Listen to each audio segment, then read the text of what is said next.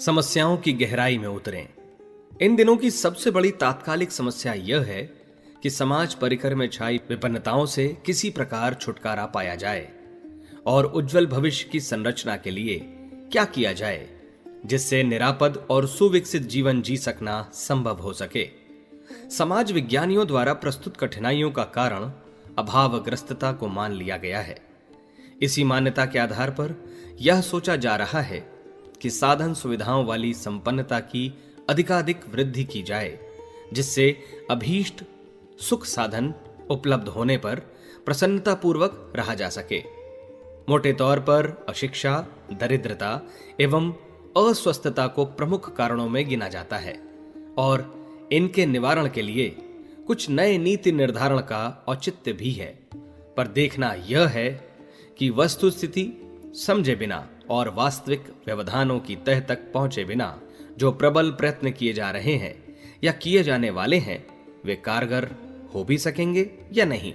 दरिद्रता को ही लें।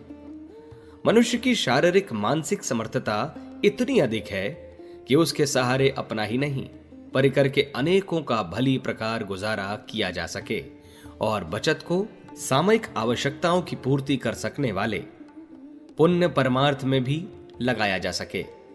प्रगतिशील जनों में से असंख्यों ऐसे हैं जिनके पास न तो कोई पैतृक संपदा थी और न बाहर वालों की ही कोई कहने लायक सहायता मिली, फिर भी वे अपने मनोबल और पुरुषार्थ के आधार पर आगे बढ़ते और ऊंचे उठते चले गए, सफलता के उच्च शिखर पर जा पहुंचे जो जादुई जैसा लगता है।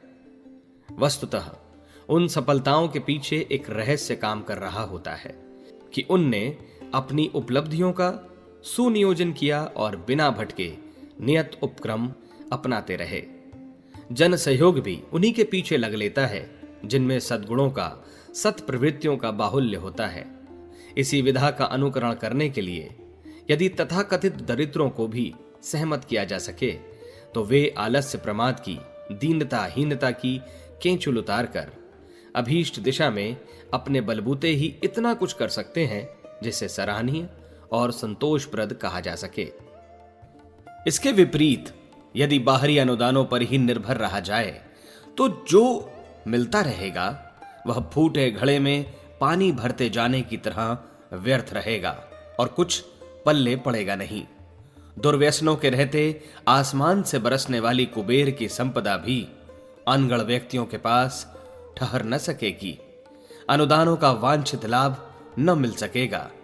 अशिक्षा का कारण यह नहीं है कि पुस्तकें, कॉपियां, कलमें मिलना बंद हो गई हैं या इतनी निष्ठुरता भर गई है कि पूछने पर कुछ बता देने के लिए कोई तैयार नहीं होता, वरन वास्तविक कारण यह है कि शिक्षा का महत्व ही अपनी समझ में नहीं आता और उसके लिए उत्साह ही नहीं उमगता। पिछड़े क्षेत्रों में खोले गए स्कूल प्रायः छात्रों के अभाव में खाली पड़े रहते हैं और नियुक्त अध्यापक रजिस्ट्रों में झूठी हाजिरी लगाकर खाली हाथ वापस लौट जाते हैं। यदि उत्साह उमगे तो जेल में लोहे के तसले को पट्टी और कंकड़ को कलम बनाकर विद्वान बन जाने वालों का उदाहरण हर किसी के लिए वैसा ही चमत्कार प्रस्तुत कर सकता है। उत्कंठा की मनस्थिति रहते सहायकों की सहायता की कमी भी रहने वाली नहीं है। समर्थता व्यायामशालाओं में या टॉनिक बेचने वालों की दुकानों में नहीं पाई जाती। उसके लिए संयम, साधना और सुनियोजित दिनचर्या अपनाने से ही अभीष्ट उद्देश्य की पूर्ति हो सकती है। दूसरों का रक्त अपने शरीर में प्रवेश करा लेने पर भी उस उपलब्धि का अंत थोड़े ही समय में हो जाता है। अपने निजी रक्त उत्पादन के सुव्यवस्थित हो जाने पर ही काम चलता है। अधिक उत्पादन, अधिक वितरण के लिए किए गए बाहरी प्रयास तब तक सफल न होंगे जब तक कि मनुष्य का विश्वास ऊंचे स्तर तक उभारा न जाए। भूल यही होती रहती है कि मनुष्य को दीन, दुर्बल, असहाय, असमर्थ मान लिया जाता है और उसकी अनगढ़ आदतों को सुधारने की अपेक्षा अधिक साधन उपलब्ध कराने की योजना बनती और चलती रहती है। लंबा समय बीत जाने पर भी जब स्थिति यथावत बनी रहती है तब प्रतीत होता है कि कहीं कोई मौलिक भूल हो रही है। एक भ्रम यह भी जन साधारण पर हावी हो गया है कि संपदा के आधार पर ही प्रगति हो सकती है। यह भ्रम इसलिए भी पनपता और बढ़ता गया है कि धनियों को ठाट बाट से रहते गुलछर्रे उड़ाते देखकर यह अनुमान लगा लिया जाता है कि वह सुखी और समुन्नत भी हैं। पर लबादा उतार कर जब इस वर्ग को नंगा किया जाता है तो पता चलता है कि उसके भीतर एक अस्थि पंजर ही किसी प्रकार सांसें चला रहा है। प्रसन्नता के नाम पर उन्हें चिंताएं ही खाई जा रही हैं। ईर्ष्या, आशंका से लेकर अपने एवं अपनों के दुर्गुण दुर्व्यसन स्थिति को पूरी तरह उलट कर रख दे रहे हैं। यह स्थिति उन्हें औसत नागरिक की तुलना में कहीं अधिक उद्विग्न, रुग्ण और चिंतित बनाए रहती है। जीवन के आनंद का बुरी तरह अपहरण कर लेती है। मुड़कर देखने पर प्रतीत होता है कि जब तथाकथित शिक्षा का, संपदा का, विज्ञान स्तर की चतुरता का इतना अधिक विकास नहीं हुआ था, तब मनुष्य अपेक्षाकृत अधिक स्वस्थ, सुखी, संतुष्ट और हिल मिलकर मौज मनाने की स्थिति में था। बढ़ी हुई समृद्धि ने तो वह सब भी छीन लिया जिसे मनुष्य ने लाखों वर्षों के अध्यवसाय के सहारे सभ्यता और सुसंस्कारिता के उच्च स्तरीय संयोग से दूरदर्शिता के साथ अर्जित किया था।